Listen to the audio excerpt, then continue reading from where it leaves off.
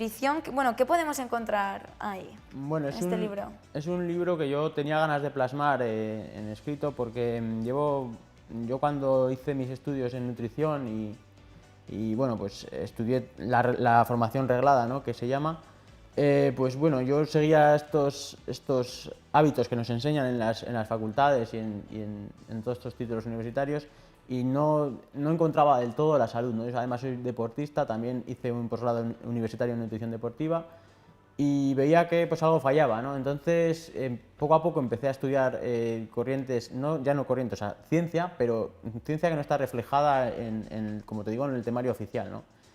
Y vi que realmente alejándose un poco de lo que realmente nos han enseñado, suena un poco fuerte, pero es que realmente es así, es cuando recuperas la salud y cuando gozas de una buena salud. Entonces, pues con todos los deportistas que asesoro, que ayudo, e incluso gente que me lo pide, ¿no?, que no sea deportista, que también ayudo, pues veía que, bueno, pues que aplicando una nutrición un poco evolutiva, que le llamo yo, ¿no?, basándonos en lo que hemos sido como especie desde que aparecimos y cómo hemos llegado hasta aquí, cómo nos hemos estado alimentando durante estos casi 2 millones de años que hace que existimos, pues eso, vi que como teníamos que alimentarnos en función de cómo estábamos diseñados. Entonces yo quería dejar esto plasmado en papel y qué mejor que forma de hacerlo en un libro. Podríamos decir que es un libro con puntos de vista o con ideas diferentes a las que dices tú que tradicionalmente Claro. se han enseñado desde, bueno, pues de las Exacto. facultades de nutrición, ¿no? Exacto. ¿Qué es esto de la nutrición evolutiva que acabas de mencionar? Pues mira, esto es... primero yo siempre me gusta entender el mecanismo, ¿no?, de todo. O sea, yo siempre me planteo todo, me dudo de todo y me gusta entender el mecanismo. Entonces, hasta que no entiendes cómo funciona el ser humano, cómo estamos diseñados, con las hormonas, etcétera, no sabes realmente lo que te aporta la nutrición, ¿no?, o cómo tienes que alimentarte. Porque no es lo mismo alimentarse una persona que vaya a una oficina o venga aquí a la televisión a hacer un programa, que una persona que esté activa, que sea deportista profesional y que entrene 4 o 5 horas al día. O sea, es decir, basándonos en la actividad de la persona, la alimentación no puede ser igual una que la otra. Y realmente nos dicen que sí, que para tanto una persona sedentaria, una persona que tenga patologías como obesidad, etcétera, diabetes, o un deportista, que las recomendaciones son siempre pues mucha fruta, mucha verdura, pan o cereales en todas las comidas, 5 o 6 comidas al día, ¿no? Entonces yo ahí me planteo un poco, digo, cómo venimos, de dónde venimos y cómo estamos ahora mismo, ¿no? Porque salimos a la calle y lamentablemente, pues al final la gente no goza de una buena salud, ¿no? A partir de cierta edad, pues todo el mundo toma pastillas, omeprazol, etcétera, ¿no? Y bueno, y realmente pues no gozamos de una salud porque al final la obesidad está ahí, ¿no? Y los datos de obesidad, de diabetes están creciendo. ¿Y cuál es tu opinión acerca de esto? Bueno, de que haya como una idea estándar para todo el mundo, ¿no? Eso de las 5 comidas, Claro. de la fruta, la verdura, ¿cómo lo ves? A ver, al final venimos de... nuestros genes están forjados en la escasez. Es decir, nosotros antiguamente, ¿no?, nuestros antecesores, hasta que no hasta que no apareció la agricultura como tal, pues vivían de la recolección y de cazar, ¿no? Al final su alimentación, su base alimentaria era la proteína y la grasa animal, y en verano, en la época estival, cuando había frutas disponibles y lo conseguían recoger, pues se alimentaban de ciertas frutas silvestres y punto, ¿no? Y al final ahora mismo estamos dando la vuelta, estamos alimentándonos justo al revés de lo que hemos venido haciendo y como nuestros genes están escritos que tenemos que alimentarnos, ¿no? Entonces, bajo mi punto de vista y bajo la ciencia que la recojo ahí en la bibliografía del libro, hay muchísimos autores que se encargan de desmentir que nos estemos...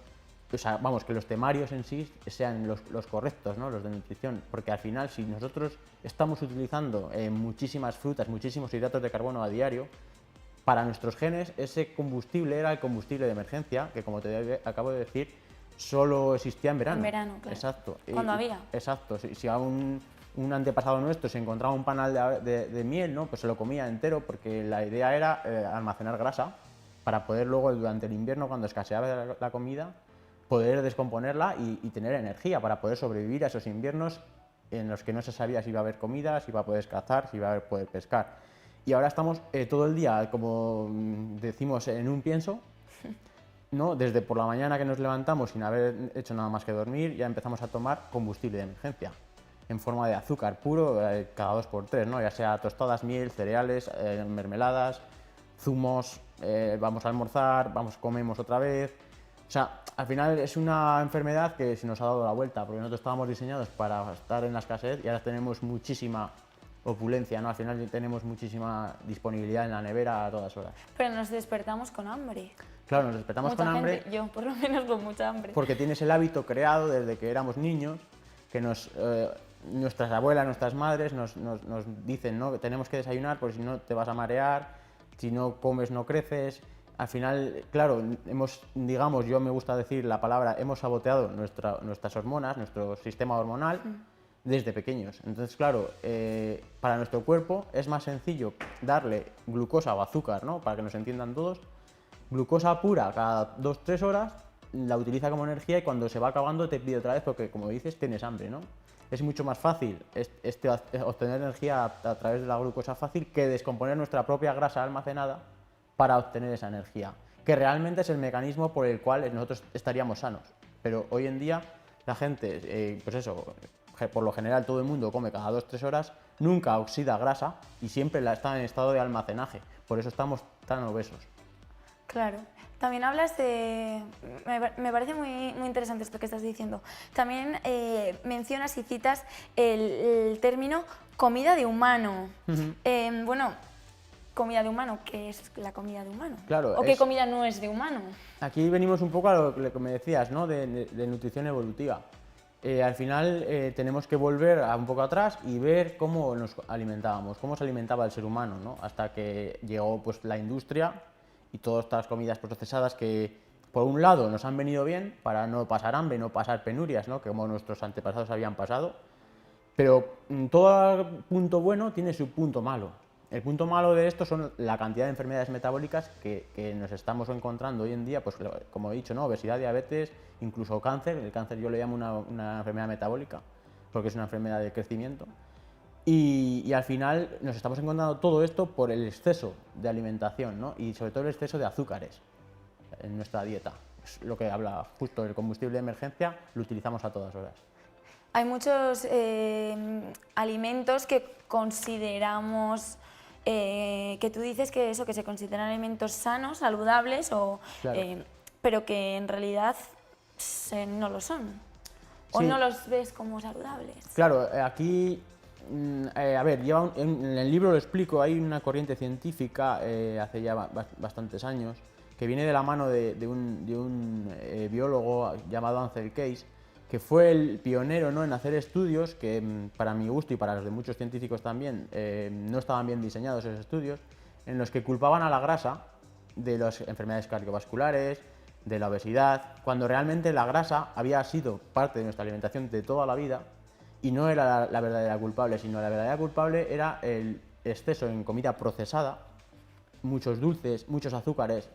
Todo esto es lo que hacía que un estado inflamatorio fuese el culpable de estas enfermedades, ¿no? Entonces él, pues bueno, pues por unas cosas o por otras, culpó a la grasa. En el libro lo explico perfectamente. Culpó a la grasa y a partir de ahí, pues bueno, pues todos los temarios de nutrición fueron enfocándose todo, ¿no? Nos han metido siempre el miedo de la grasa saturada, etcétera, ¿no? Y pues para mí es un error porque esa grasa saturada es la que había sido nuestra base de alimentación desde que existimos. ¿Grasas saturadas podría ser un bollo? No, el bollo es todavía peor. O sea, la grasa saturada no es mala, la grasa saturada es de origen animal, es decir, cuando nosotros cortamos un filete, ¿no?, o el jamón, ¿no?, la grasilla esa que está muy buena. es de origen animal, ¿no?, la grasilla de la carne, del pescado, es el origen animal, o sea, es la grasa saturada, ¿no? Y por contra, lo que me decías de las grasas trans son grasas modificadas por el ser humano industrialmente. Eso todavía es mucho peor, eso es mucho peor, no es que la grasa sea mala, ese tipo de grasa sí. Al hilo de lo que comentabas antes de, bueno, que ahora parece, bueno, o según los manuales, podríamos decirlo así, de nutrición que se enseñan o las teorías de nutrición que se enseñan en las facultades, el comer verduras y frutas es como lo más habitual. ¿Qué opinión tienes de las dietas veganas, que se basan prácticamente en alimentos de origen vegetal? Yo, a ver, no soy partidario para nada, o sea, para mí es un problema grave el tema de las dietas veganas porque la base de la alimentación que debe ser carnívora, porque nuestro pH estomacal está cerca del animal carroñero, puramente carnívoro. Y aunque somos omnívoros, pero sí que es cierto que nuestra acidez estomacal nos da una idea de qué tenemos que comer, ¿no? Y al final las dietas veganas pues te dejan un montón de nutrientes, mucha carencia de nutrientes, te deja absorción porque al final hay muchas vitaminas que son liposolubles, que solo se absorben junto con la grasa, ¿no? Entonces una dieta vegana al final no hay prácticamente aporte de grasa, sobre todo grasa animal, ¿no? Te deja mucho déficit de proteínas porque la biodisponibilidad de las proteínas de las legumbres, ¿no? O del origen vegetal es totalmente ínfimo en comparación con la proteína animal, que es la que según nuestro diseño debemos comer. Eso lo podemos encontrar también en el libro. Está todo perfecto explicado. Muy bien. Oye, pues Chema, pues te voy a agradecer que hayas venido. Muchísimas gracias por presentarnos tu libro y tus puntos de vista, bueno, pues para traernos otros puntos de vista diferentes, alternativos a los que, como dices, estamos más habituados a escuchar. ¿Los donuts te gustan? A ver, están preparados para gustar, para que piquemos, ¿no? Al final. Vale, porque gustan, es que... O sea, todo el mundo a todo el mundo nos gusta. Exacto. Pues es que hoy se celebra el Día Mundial del Donuts y bueno, voy a contarles algunas curiosidades. Estados Unidos es el país que